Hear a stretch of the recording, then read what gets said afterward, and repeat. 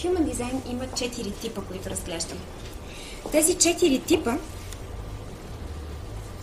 можете да си ги представите за момент като 4 превозни средства. Тези 4 превозни средства, да речем, да бъдат една спортна кола, един самолет, яхта и балон. 4-те превозни средства, естествено, както можете да се досетите, си имат различен начин на управление. Много различно да управляваш балон с горещ въздух от това как да управляваш кола. Изискват различно гориво, изискват различно отношение и съответно движат се с различно темпо, по съвсем различна, ако щете, траектория. Няма как със спортната кола да извървим пътя на яхтата, нито пък на самолета. И едно от най-важните неща и най-ключовите, за да можем да изведем на бял свят потенциала си, е именно това. Да бъдем напълно наясно с какво превозно средство разполагаме. Т.е. с какво сме екипирани. Да бъдем наясно кое е нашето превозно средство, какво гориво има то и по какъв начин се предполага да го управляваме. И всъщност стратегията ни дава ключ именно към това. Как да управляваме нашето си превозно средство. Най-честият случай е, ние можем да бъдем екипирани с което и да било от тези 4. Всяко от тях е абсолютно прекрасно.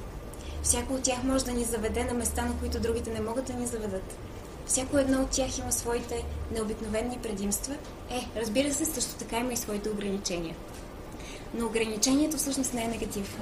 И това е едно от ключовите разбирания в Human Design.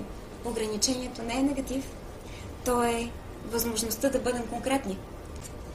Целта на Human Design, описвайки уникалността на всеки един от нас, е да опише как ние сме конкретни, как ние сме уникални. И за да стигнем до тази уникалност, имаме нужда да бъдем наясно с това най-първо и най-простичко нещо. Именно, какво е нашето превозно средство и как е устроено да функционира то.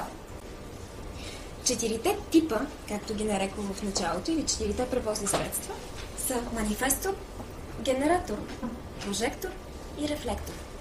Всеки един от тези 4 типа има своята различна аура. Т.е. на чисто енергийно ниво той функционира коренно различно. И естествено притегля към себе си различно отношение.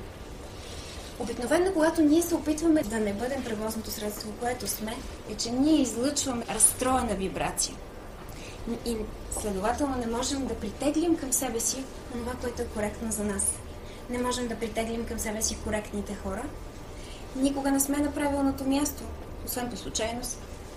И обикновено нямаме преживяванията, които са именно за нас.